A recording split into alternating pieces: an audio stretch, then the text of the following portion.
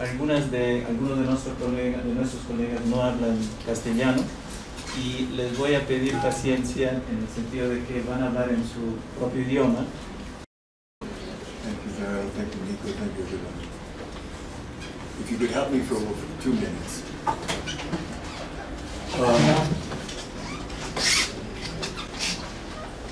What might seemingly be somewhat tangential to the normative notion of urban popular economy. I want to pose the question, I think an important question in terms of urban, an urban context, is there black life? Is there black life? And if there is black life, what is black life? Tal vez en una relación tangencial con la noción de economías populares urbanas que abordamos en ese seminario, una de las preguntas que yo me pongo, ¿qué es la vida negra? Si existe una vida, ¿qué es y si existe una vida negra? I mean, of course, there are many inhabitants of urban contexts who are black, but that doesn't necessarily mean that there is black life. Hay un montón de población negra en el contexto urbano. Sin embargo, eso no significa que haya una vida negra. So this is the kind of question that I'm working with. Ese es el tipo de pregunta con el que Malik estará planteando, digamos, a lo largo de su presentación.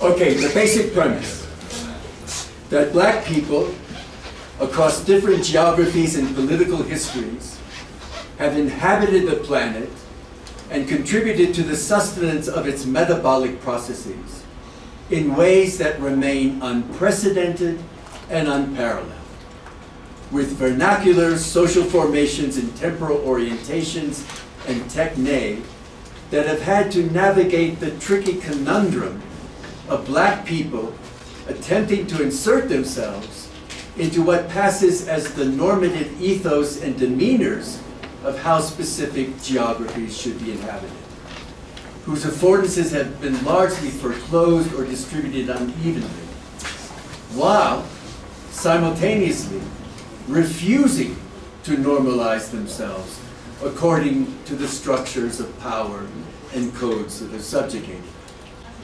So the conundrum is always having to both integrate and refuse simultaneously. In these volatile, often ephemeral interstices of integrating refusal emerges the materialization of distinctive ecological relations that are constantly recalibrated, yet constitute a living archive whose sensibilities are constantly being ignored, repressed, or co-opted. Any deliberation on planetary futures must attempt to shed the predominance of anti-blackness to learn from this archive, an archive perhaps more important than ever.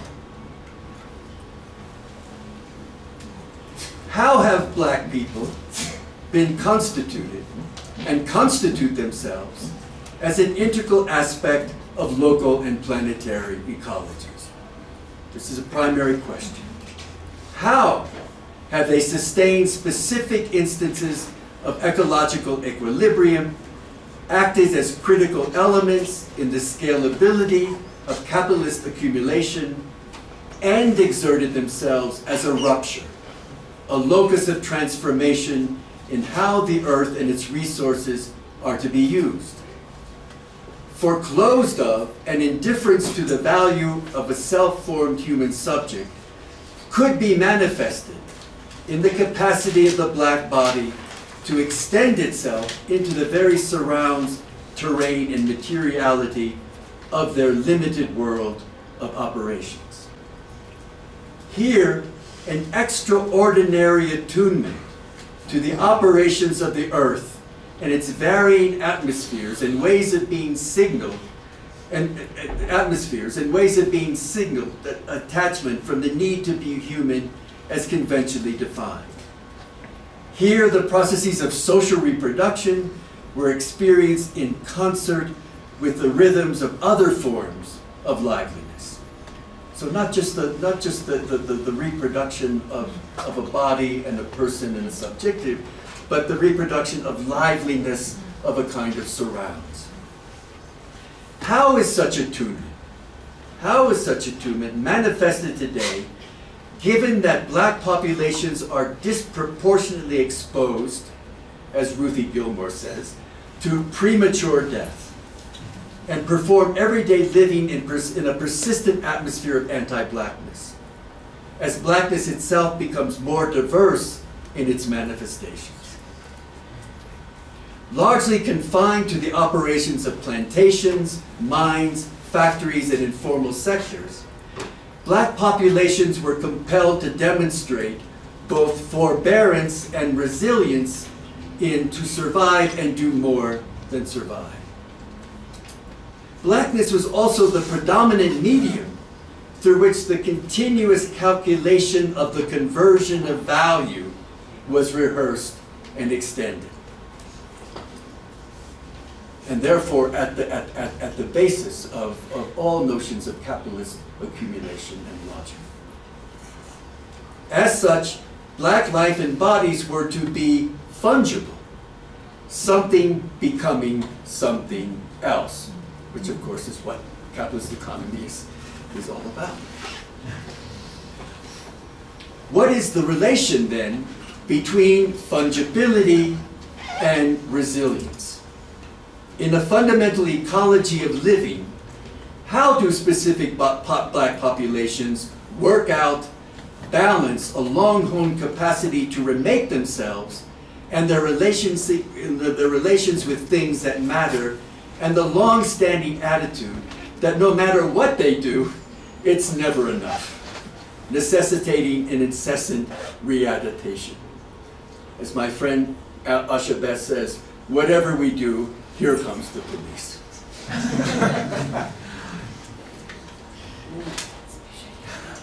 If blackness has always been associated with various enclosures, from the plantation to ghettos to black jobs to sacrifice zones and extraction, from cheap labor to extraordinary skills, how do black ecologies function as an eruptive force against such enclosure and extraction, from greenwashing to carbon trading and other notions that disassociate histories of anti-blackness and violence that emerge from racial oppression and continue to impact on the functioning of land, sea, and air? The processes and dispositions of black well-being that emerge from experimentations emanating from black cultural institutions, from an aesthetic dimension shaping specific sensibilities and orientation to existing black life and its capacities for imagining possible futures. These aesthetic considerations are also facets of political action, in that they constitute ways of experiencing and assessing black existence in terms that extend beyond the frames of compensation, endurance, and complicity. Black world-making processes that constitute environmental infrastructures where materials meet, engage, and produce new worlds. The materials may be of very different kinds. They may be myths, rivers, snakes, fishing, boats, swimmings, dams, ceremonies, and molecules. All push and pull at what is social, natural, environmental, or technical. One can't sustain very long the kind of distinctions amongst these things. And their intersections largely take place outside of any conceptual framework or vernacular.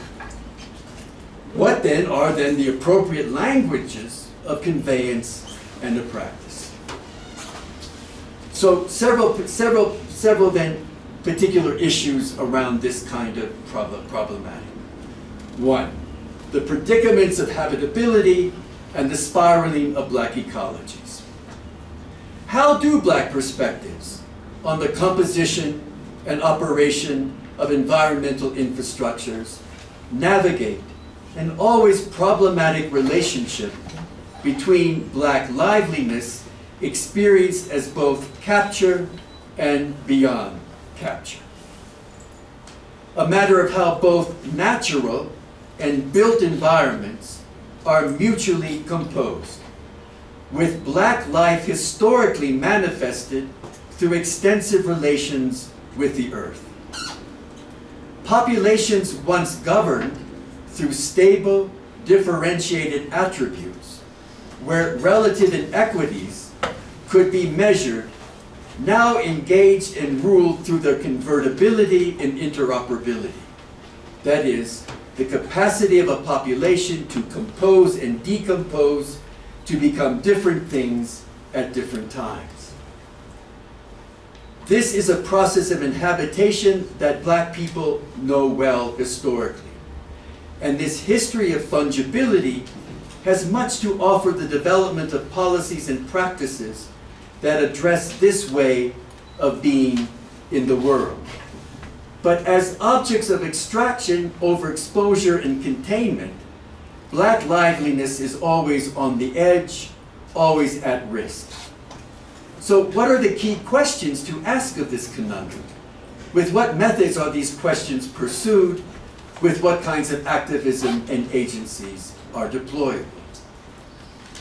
Second issue, circumnavigations, relations between forest, desert, sea, and city, where habitability as a confluence of forms and forces, climates, and situations, but also an ecology of circulating concepts, geographies, and materiality.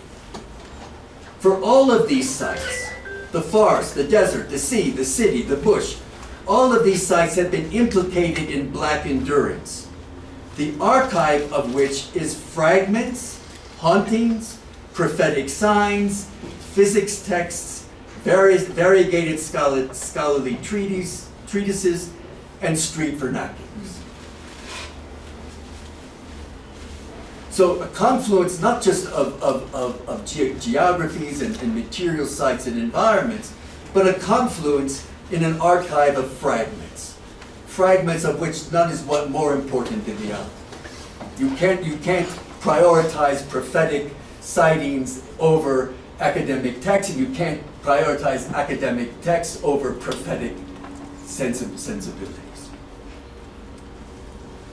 So how are the relationalities among natures and built environments then brought into language, brought into observation, brought into measure? The concern here is not a return to nature, but rather the ways in which specific scales and landscapes become sources of contemporary black human sensibilities. So increasingly, land can become water, and arable land can become desert, all in the Ovid-like metamorphoses of nature, with the elements composing the universe battling or playfully transforming into one another, as Empedocles theorized long ago.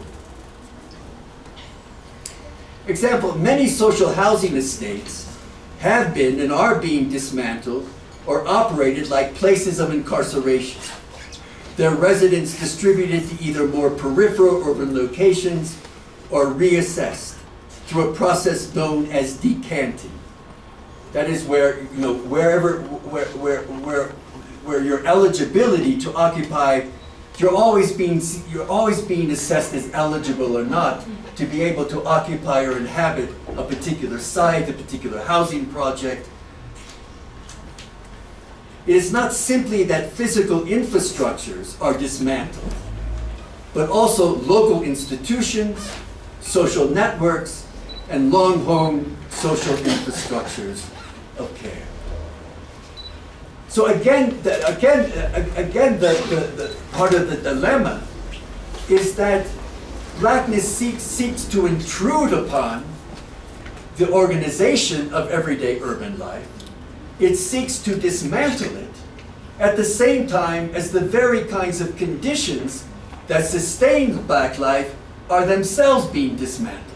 So how does one navigate these two very different kinds of dismantling that happen in the same moment? Metaphors of land, sea, and desert are reworked to describe processes of inhabiting the urban, as these natural landscapes also entail long histories of urbanization. In situations of displacement and resettlement, what kinds of continuities have been attained in terms of social reproduction processes? How are important linkages and distributions of care retained or translated into new forms? And how can relations based on physical proximity be converted into more distributed networks of support? I mean, our understanding of the neighborhood, the popular neighborhood, is pretty much over. And if it's pretty much over, and we saw something important in it, is it possible to translate what we value into something more distributed, dispersed? Is it possible? And if so, how?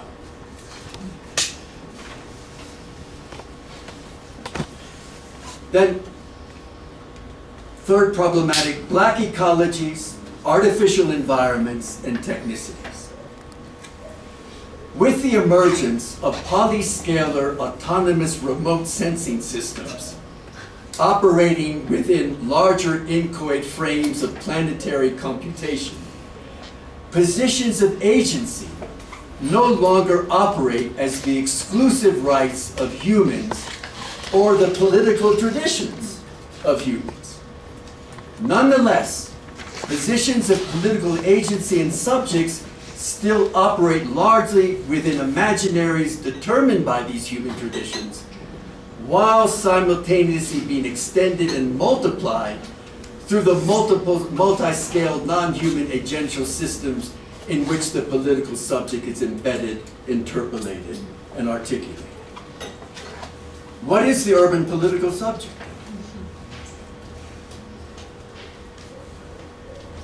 If what we know of the political subject is something that endures, as it is, but yet now has to live with political subjectivities that do not care for us at all, really, then what becomes urban life? We assume always that our environments are interested in us. What happens when we really realize that our environments are completely indifferent to us, and that we ourselves have created the very apparatuses of that indifference? White people don't have a clue about how to deal with that. These are a continuation of the spaces of in-betweenness in which black populations have long inhabited, are long familiar with, between the purported incompletion of citizenship and ways of living emphasizing extended networks, associations, and collective life predicated on reciprocal relations of care with other living things, materials, and geographies. Inhabiting these artificial environments forces individuals into a constant rewiring of the connections, locations, and performances and dependencies that constitute both the extraction of energy and resourcefulness, as well as the extensionality of human capacity and collective collaboration. It's what Derrida called the pharmacon, in a way. That which is both poison and which is essential resource. Okay, and finally, the last point, toward a black toolbox of practices, reimagining habitability, remaking everyday life. How blackness as a foreclosed future, as the primacy of the corporeal, the primacy of the body, as the abnegation of historical time, and as infinite negation, becomes a platform for the constant rearrangement of positions, perspectives, signs, tongues. creating new ecological relations attained through varied ordeals, ceremonies, and practices that make up living black. Black habitability has been cultivated and extended in intimate relationships with specific natural terrain through the inventive uses of the urban as a site for experimenting with formations of collective life, and through enduring toxicities of all kinds. How then might these practices of habitability inform practical approaches to environmental sustainability, to urban sustainability? How can the dream worlds of art, fabulation, and magic inform the politics of possibility? Thanks.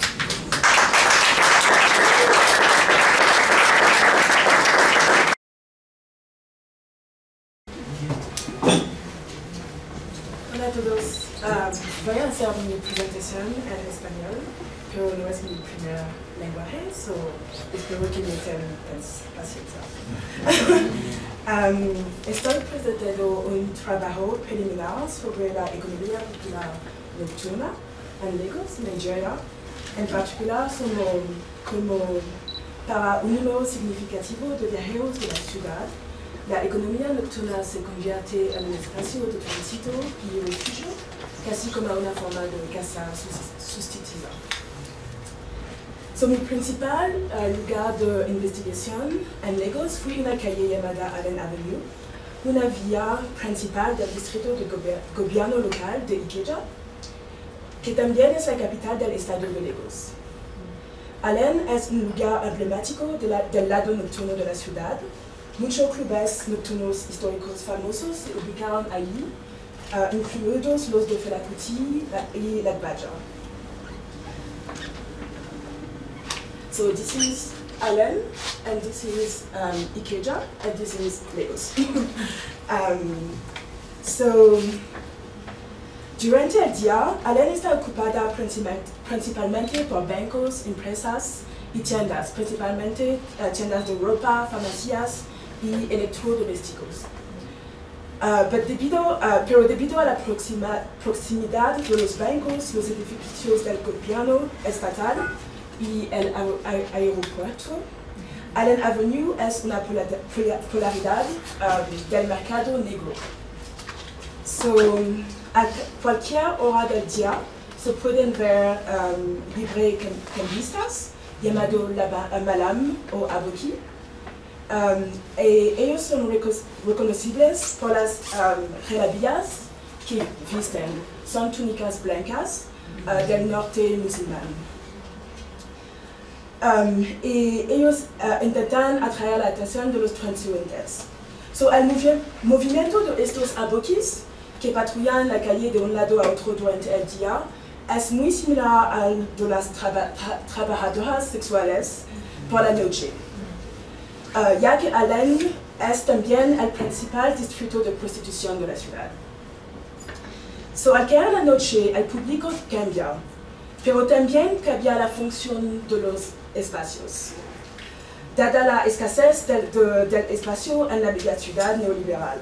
Uno de los principales clubes de striptease alquila su espacio en una empresa proveedora de servicios de internet durante el día.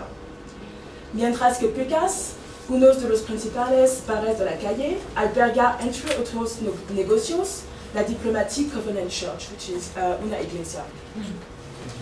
El bar de Sherry's al lado está ocupado por una imprenta durante el día.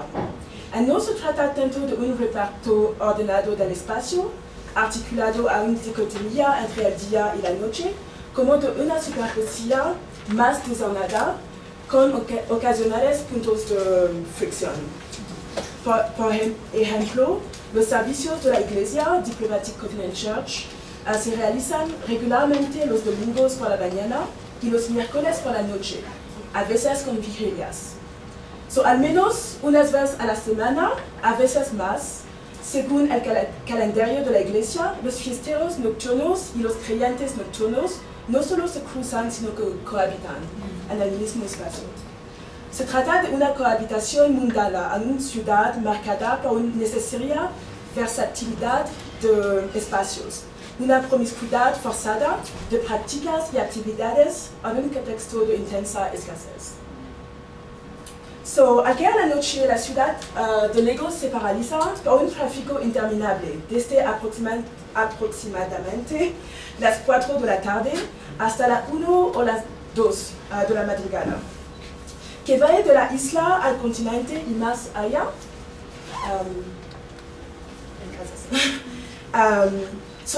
Ese tráfico va de la isla, son la isla, hasta el continente, el mainland en inglés. Y esa divisa, la mapa, gracias. No, gracias. Esa divisa entre la isla y el continente es la principal división de Lagos históricamente. La isla es el origen histórico de la ciudad, el centro económico y la zona más rica. Los clubes, bares y tabernas ubicados en Allen Avenue disfrutan de gran parte del flujo de gente que se queda atrapada en esta arteria central de la ciudad por el tráfico.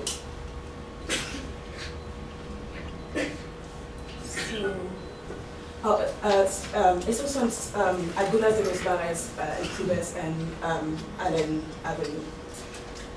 Pecas,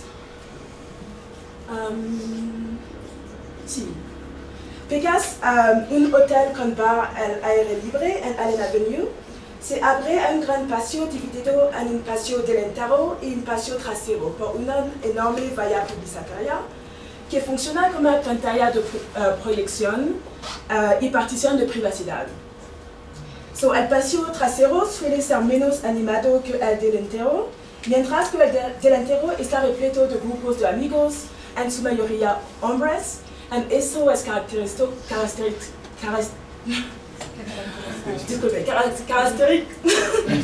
¿me entiende?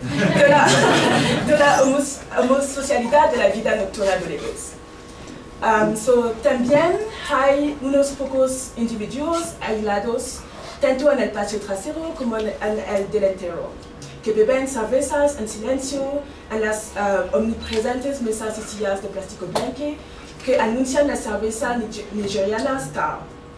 Uno de mis interlocutores, Víctor, quien es un trabajador de la construcción de unos 30 años, que pasa con frecuencia las tardes y las noches en Pecas, digo algo en uno de nuestros encuentros que se me quedó grabado en la mente. Prefiero estar aquí que sentado en casa a oscuras. Sentarse en casa a oscuras es una referencia literal a los caprichos de la distribución eléctrica, especialmente donde él vive entre Lagos y Ikorodu, pero también una metáfora de un profundo sentimiento de alienación con respecto a los espacios domésticos, normativos.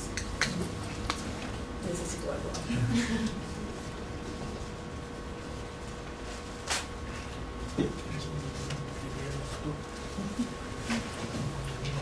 Pecas es lo que la gente llamaría en el idioma local un bar para matar el tráfico, equilibrio traffic bar. Los bares para matar el tráfico han proliferado en Lagos recientemente, inicialmente tratando de atraer a gente adinerada por las noches que buscaba evitar quedarse atrapado en el tráfico cuando volvía a casa del trabajo. Pero ese es el rostro rico de un fenómeno más amplio. Para muchas personas de ingresos bajos y medios que trabajan en Lagos, los lugares de entretenimiento nocturno no son solo un medio para esperar a que termine el tráfico, sino también para esperar a que termine la noche y volver a trabajar por la mañana temprano. Aquí el trabajo se entiende en el sentido amplio de las múltiples formas de trabajo a través de las cuales las personas se ganan la vida y no solo el trabajo asalariado. Para los viajeros y trabajadores nocturnos que hacen escala en estos bares o pasan la mayor parte de sus noches en ellos hasta que cierran, los establecimientos nocturnos adquieren cada vez más atributos de domesticidad. Se convierten en espacios donde no solo mitigar la distancia entre los lugares de trabajo y las casas o habitaciones alquiladas, sino también espacios donde cenar, beber, jugar, ver televisión, pagar servicios sexuales y dormir. La mayoría de los clientes, en lugar de pasar un buen rato, parecen estar intentando esperar el tiempo. Pueden pasar tanto tiempo como quieran hasta la hora de cierre, siempre y cuando compren al menos una bebida. Entonces, geografías del sueño surgen a medida que los viajeros se desplazan desde establecimientos nocturnos a otros, explotando ingeniosamente las diferencias en las horas de cierre. Un día que es el 9 de mayo de 2018. Gracias. Alrededor de las 2 de la madrugada, el ambiente es tranquilo con gente bebiendo y otros durmiendo en sillas, sofás o mesas. Reconozco a Sheung sentado frente a un Guinness, mirando el vacío, perdido en sus pensamientos. Nos conocimos en el mismo lugar hace poco más de un año. No fue una relación muy profunda. Al principio solo bromeábamos de vez en cuando y teníamos un cierto grado de familiaridad, ya que nos cruzábamos a menudo en Pegas. Como sabía que yo estaba investigando sobre la vida nocturna, a menudo se ofrecía voluntario para entrevistas. Pero cuando concertábamos citas, al final no funcionaba. Sheung no pudo reunirse conmigo porque no siempre podía planificar con certeza dónde estaría en su agenda. Él estaba a merced de una red de clientes que lo llamaban todo el día. Desde nuestro último encuentro, Sheung ha perdido varios teléfonos y también cambió de alojamiento 4 veces. Como está involucrado en varios negocios, tampoco hay un lugar de trabajo fijo donde pudiera encontrarlo. La casa que posee en Festac, donde viven su esposa y sus hijos, es un lugar que apenas visita. Entonces parece un milagro volver a verlo en Pegas. Sin embargo, lejos de ser un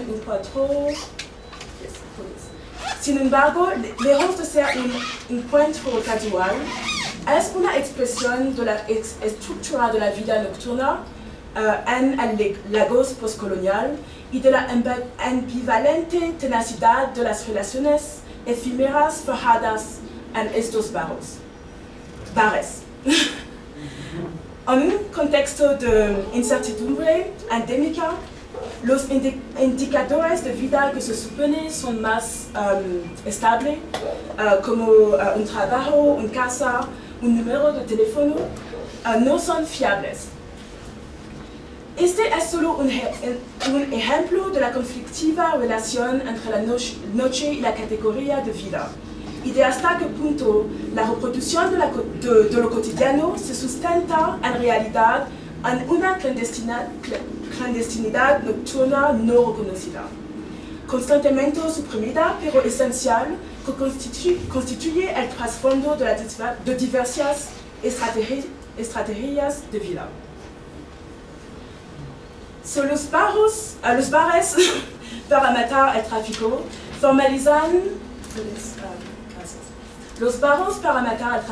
formalizan lo que diría es un papel antiguo de la economía nocturna frente al Día del Trabajo, en un contexto colonial que negaba a los residentes negros africanos cualquier derecho a la ciudad.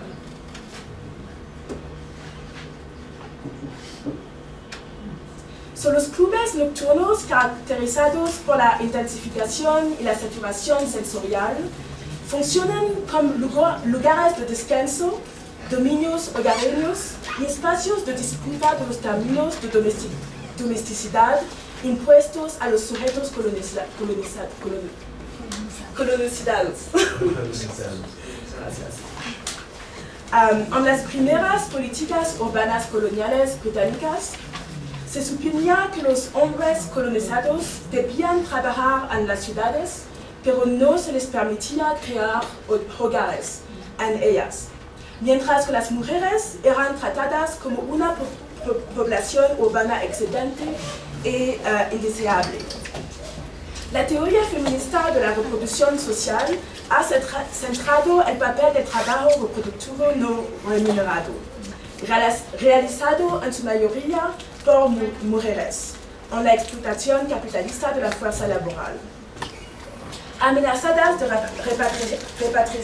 repatriación con una situación urbana precaria y sin posibilidad de buscar empleo formal, las mujeres que ya ocupaban un lugar destacado en la economía de mercado se vieron empujadas a los sectores informales de la economía, incluido la vida nocturna, la economía nocturna. Y más concretamente a la venta de alcohol, la recreación y los servicios sexuales en la ciudad. Por otro lado, la vida nocturna se convirtió para los hombres en un ámbito importante de su vida doméstica. Una especie de solución espacio-temporal a falta de hogares adecuados. Y adecuados me refiero aquí a las normas hegemónicas, coloniales y misioneras sobre la vida en el hogar nuclear. Un editorial de la década de 1942. Gracias. Del West African Pilot es un magazine, un journal, es un journal. Revista, es una revista. Lamentaba que la mayoría de las casas residenciales se habían convertido en pubs, en tabernas, y que cada calle tenía al menos una taberna. En el Lagos contemporáneo, en lugar de casas convertidas en tabernas, bares para matar al tráfico nos invitan a pensar en tabernas convertidas en casas. Otra figura familiar en Pecas es Taiwo, un mecánico que trabaja como técnico de aire acondicionado de automóviles. Pasa una media de 3 horas viajando diariamente, aunque duerme en varios sitios para estar más cerca de su lugar de trabajo durante la semana y solo puede ir a la casa que compró en Sango Ota una vez a la semana, a veces menos. Cuando no va a Sango Ota, duerme en uno de los coches de sus clientes, en el taller de aire o en el taller de aire acondicionado en el que trabaja, o en una habitación independiente que alquila en Adebia Ayopo, o en casa de un amigo en la calle Ogunjebe, o más raramente en casa de su madre cerca del Agege Motor Road. Son 5 lugares que puede dormir en una semana. Aquí está una mapa de su itinerario nocturno.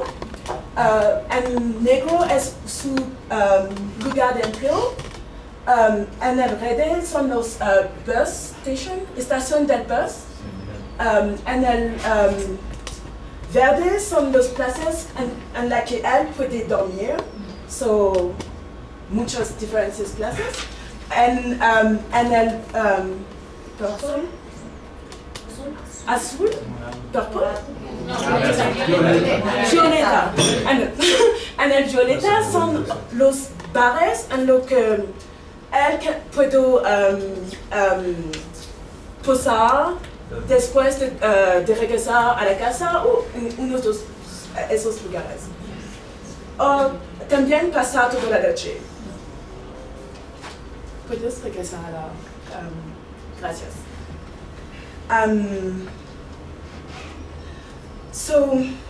El máximo tiempo que puede dormir en un lugar determinado durante una semana determinada es de 2 a 3 días. Como lo deja explícito el diario de Taiwo, los bares para matar al tráfico son solo un segmento de un nexo más amplio de hogares nocturnos sustitutos que arrojan luz sobre la naturaleza precaria de la vivienda en el Lagos contemporáneo.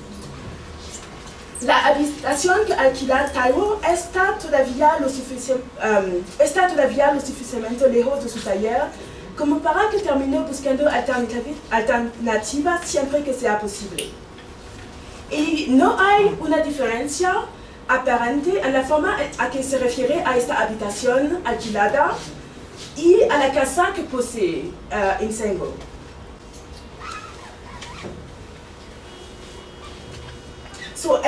El itinerario nocturno de Taiwo está marcado por interrupciones fundamentalmente discontinuas.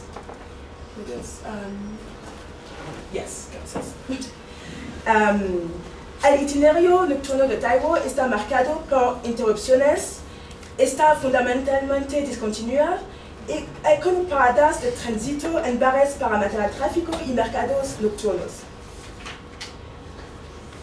En una entrada de su diario nocturno escrita el viernes 17 de septiembre de 2021. Gracias. De septiembre señala: cuando llegué a la parada de autobús había mucho cola y no había autobús, debido al denso tráfico en la carretera.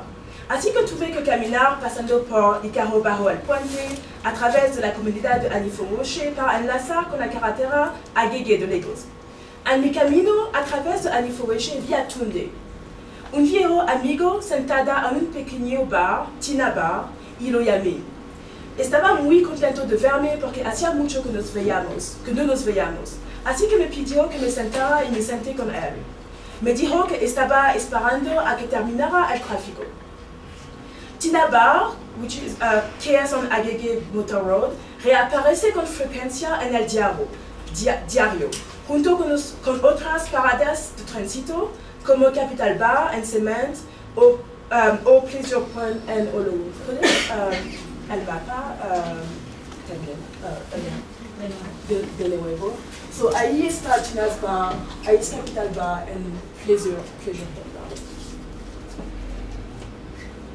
Estos puntos de tránsito también responden a la plasticidad infinita que exige una economía laboral neoliberal. Voy a concluir. Hay abundante literatura sobre el sentido dislocado del hogar en la postcolonia, tomando como paradigma la Sudáfrica del apartheid y su sistema de trabajo migratorio a gran escala. El fantasma del trabajador migrante en diferentes escalas, aunque menos formalizado que en el ejemplo sudafricano, yo diría es consustancial a las estructuras coloniales y sus vidas posteriores. El caso de Lagos, entonces, sostengo, llama la atención sobre tales migraciones a una escala microtemporal, tomando el desplazamiento nocturno como otra manifestación de una precariedad más amplia de la vivienda, una externalización estructural de las funciones de reproducción social en la economía nocturna, que convierte a una gran mayoría de los habitantes urbanos en trabajadores migrantes de facto. La vida nocturna es un elemento necesario para la reproducción de la existencia. Aquí me aparto del significante... voy a pasar esto.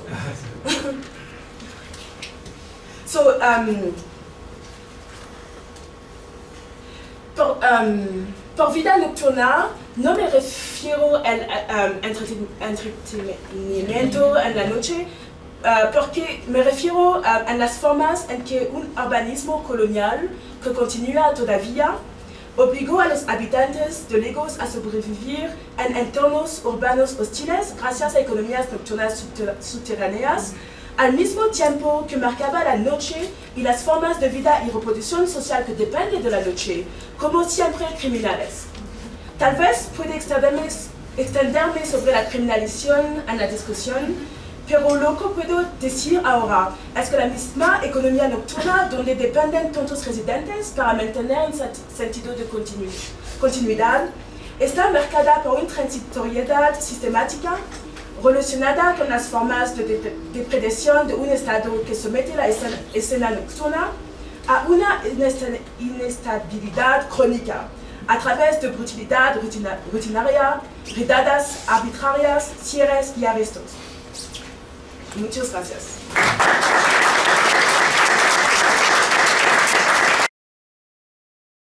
Por favor. O trem acabou de falar que é proibido o comércio no trem. Aí o comerciante que estava passando falou: pessoal, não escutem essa voz, essa é a voz do mal. É proibido vender, mas não é proibido comprar. Aí estão as traduções. Só para sintonizar aqui. E esto foi em Tiahuanaco no domingo.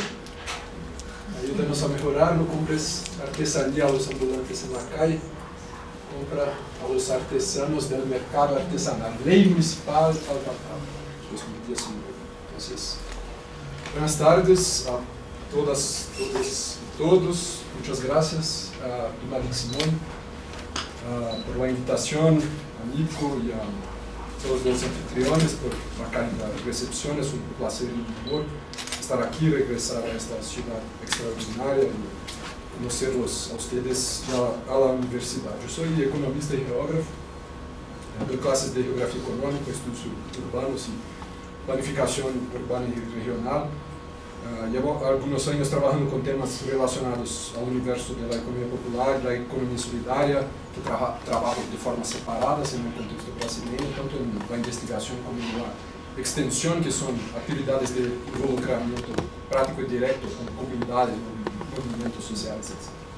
Yo provengo de una escuela de estudios urbanos basada en la obra de Henri Lefebvre, a través de Roberto Montemor, quien fue mi orientador y su profesor, y a partir de esa base tracé mi propio camino, migré hacia los estudios del liberalismo urbano en la geografía económica regulacionista, y luego seguí una dirección más autónoma, buscando articular esas perspectivas críticas con algunas entradas en enfoques postestructuralistas inspirados en los trabajos de Michael Hart y Tony Negri, en una lectura brasileña de Gilles Deleuze a través de la antropología de Eduardo Viveros de Castro. En 2005, perdón, ahí para los anglófonos, trabajé con la economía popular y solidaria en un contexto muy particular, en una investigación sobre la economía de los Chacreapá, que son la población indígena más grande de Minas Gerais, y luego me trasladé a otros temas, particularmente la lucha por vivienda y en disputas por la tierra urbana en la región metropolitana de Belo Horizonte, y fue a partir de ahí que reencontré la economía popular después de muchos años trabajando en esos otros temas. Entonces la economía popular reapareció para mí a través de una movilización política en la que participé, un foro de movimientos diversos orientados a intervenir en la contienda electoral en Belo Horizonte.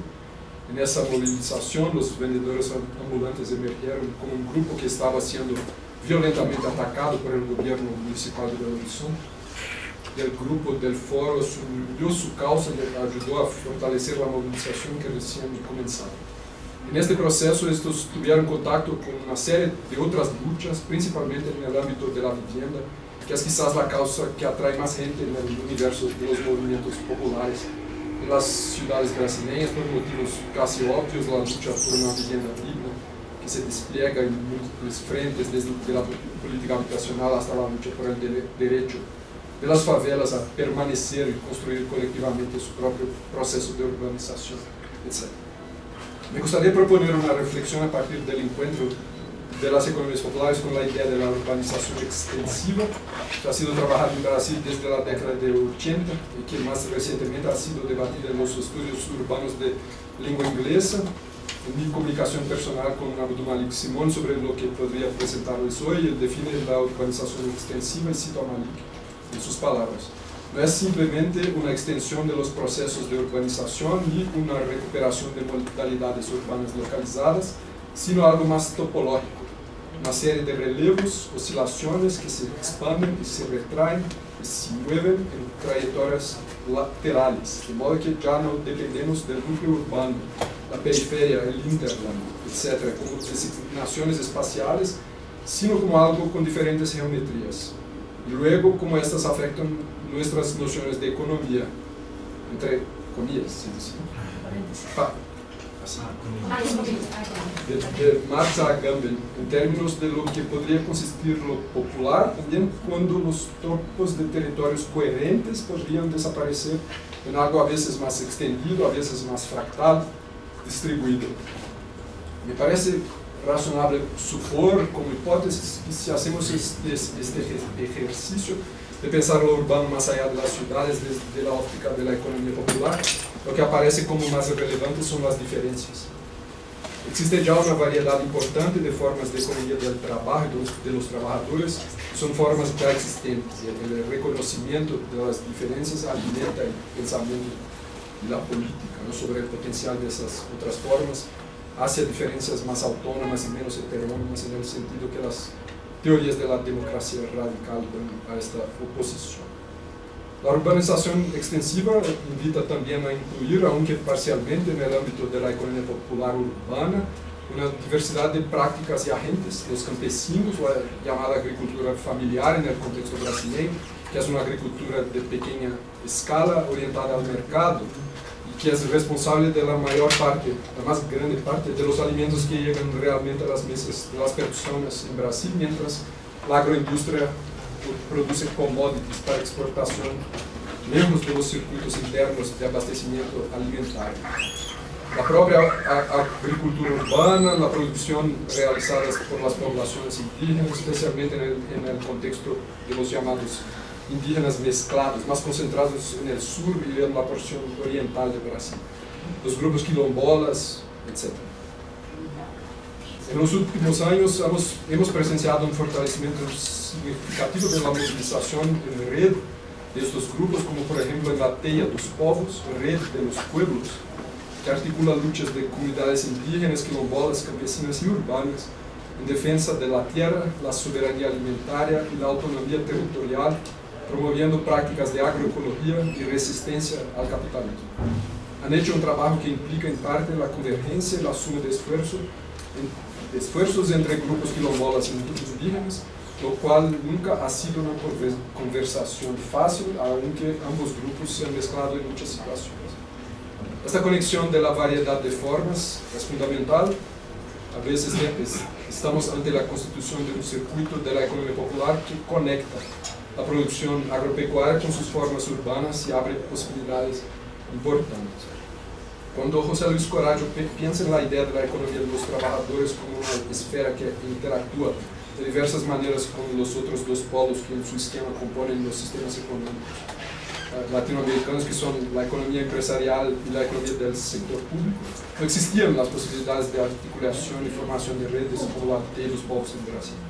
En América Latina el trabajo tiene esa característica, está solo parcialmente comprometido con el trabajo directamente movilizado por la producción capitalista. Hay una parte sustancial que queda fuera y adquiere esta característica de las economías populares. En el contexto brasileño hay un desajuste significativo con consecuencias en la actual coyuntura de una derecha extrema fortalecida entre la movilización laboral excesivamente orientada hacia la organización sindical del trabajo, comprometido con la economía empresarial y la economía del sector público, dejando fuera toda la economía popular, es decir, la economía del trabajo no comprometido con estas dos esferas. Las transformaciones del trabajo en los últimos 40 años hacia lo que en el norte global se configuró como una constelación de modos postfordistas de organización de la producción, exacerban este distanciamiento de la izquierda tradicional de estos circuitos populares, ya que su modo de combatir las tendencias postfordistas ha sido defender modos anteriores de producción debido a la persistencia del pensamiento y de la práctica desarrollista, que en Brasil tienen son muy fuertes todavía. Y hay también una persistencia de modos modernos, de pensamiento y acción en la izquierda organizada, lo que resulta en que la economía popular siga siendo tratada como consecuencia del atraso o de la debilidad del desarrollo y no se considera el campo de posibilidades que representa. La represión a la economía popular por parte de la alcaldía que presencié en Belo Horizonte también fue realizada en parte por gobiernos progresistas, en gran medida debido a este desencuentro, además de una dimensión racial que también se hace presente. Hay una obsesión por una idea de orden urbano en los urbanistas de estos gobiernos locales progresistas, y esta idea de orden tiene una dimensión racial clara y muy antigua. Aquí vemos la línea de represión de la economía de las personas negras en la historia de la ciudad esclavista por parte de poderes constituidos en gran parte por personas blancas. Las extensiones que propone Malik podrían ser pensadas más allá del espacio y también a partir de la economía de los trabajadores en dirección a otras economías presentes en los tejidos socioeconómicos con toda su amplitud y diversidad de formas en el contexto contemporáneo. Aquí la economía del trabajo se transforma potencialmente en otras formas, como una economía de la multitud, que podríamos considerar a partir de Hattie Negre, pero reformulándola desde una perspectiva latinoamericana y del sur del mundo urbano, una perspectiva de quienes quedan fuera de las fortalezas. La fortaleza de América del Norte, la fortaleza de Europa, y claro, debemos considerar este circuito incluyendo las sentinelas, los arquipélagos de estas fortalezas en el propio sur global, en forma de áreas ricas en las ciudades latinoamericanas, de barrios cerrados, de los grupos de renta más grandes y sus circuitos ultra vigilados, ultra privilegiados. Así como el urbano del sur es el urbano mayoritario en el mundo, la mayor parte de las personas que viven en áreas urbanas hoy residen en este urbano fuera de las fortalezas, lo mismo se puede decir de las economías. Entonces, ¿qué son estas economías de quienes quedan fuera de estas fortalezas? Son economías mayoritarias de la multitud en este sentido y podrían llegar a ser economías comunes o economías del común, mediante un proceso de transformación que permita un grado de autonomía más grande que el que tiene hoy. Estoy aprendiendo mucho aquí estos días con Nico, Tassi, Afonso y Rosa sobre las formas de articulación transescalar y de largo alcance de las economías populares en esta región de los Andes, que ocurren de maneras muy distintas a las articulaciones que conozco en el contexto brasileño. Me parece que este es un terreno que puede contener importantes potenciales, pensando en el amplio espacio que existe en dirección a fortalecer y ampliar las conexiones.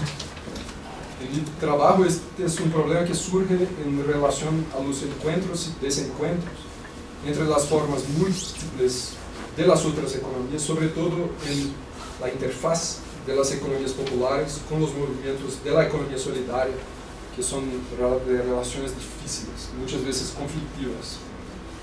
El movimiento de los sin tierra, IMST en Brasil, ha dado ejemplos muy importantes respecto a la importancia de las conexiones y ha estado expandiendo su producción directa de alimentos orgánicos de alta calidad con precios justos, destinados a mercados urbanos donde sus espacios de comercialización, que son controlados directamente por ellos, compiten con grandes redes de supermercados multinacionales que ya han mostrado incomodidad frente a esta expansión.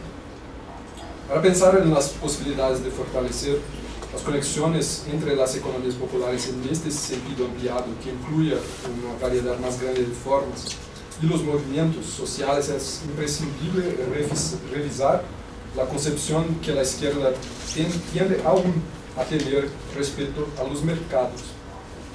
La geografía económica contemporánea ha avanzado de maneras muy interesantes en este ámbito, teorizando sobre los mercados más allá de sus formatos vinculados al capital y reflexionando sobre cómo la forma mercado puede ser entendida,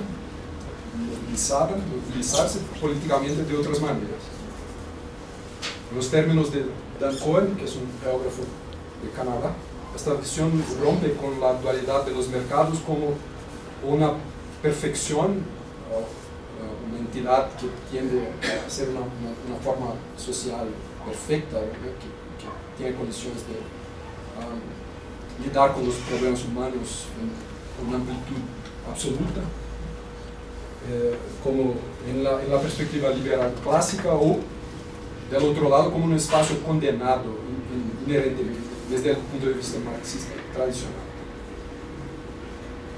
Para concluir, pienso que podría ser interesante reflexionar sobre el sentido de la multitud en el contexto contemporáneo. Aquí un poco sin la intención, estoy hablando un poco en la misma página que en Malik. Entonces la multitud hoy como un conjunto ampliado de elementos muy diversos y numerosos, y que necesita incluir como sujetos políticos a los seres vivos no humanos. Algo que las economías populares saben hacer, gracias a su capacidad para mantener vivo un conocimiento antiguo de diversas matrices culturales distintas y que se basa en la construcción y el mantenimiento de relaciones de reciprocidad con el entorno natural. En Brasil es muy claro, ¿no? Las poblaciones indígenas y las comunidades negras tradicionales, todas tienen formas de mantener un conocimiento antiguo que tiene la relación con la naturaleza como definidora de las prácticas. Pensando en las conexiones entre antropoceno y entropía, el antropoceno como un entropoceno, propuestas por Bernard Stiegler, y proponiendo una capa adicional, una camada adicional que las relacione con el antropocentrismo, surge la cuestión: ¿cómo producir conexiones anti-antropocéntricas y anti-antropocénicas que generen formas sintrópicas, que es el contrario de la entropía, la sintropía, capaces de contrarrestar la producción entrópica a gran escala y alta intensidad de los circuitos hegemónicos contemporáneos, impulsados por la fuerza de la extrema derecha actual? Tal vez sea el momento de un retorno quizás dialéctico al otro mundo posible, entre comillas, del Foro Social Mundial, que proponía respuestas a cuestiones de esta naturaleza a través del protagonismo de los sujetos involucrados en las prácticas cotidianas de lucha y mantenimiento de las alteridades existentes, precisamente mediante el fortalecimiento de las conexiones entre ellos. Muchas gracias.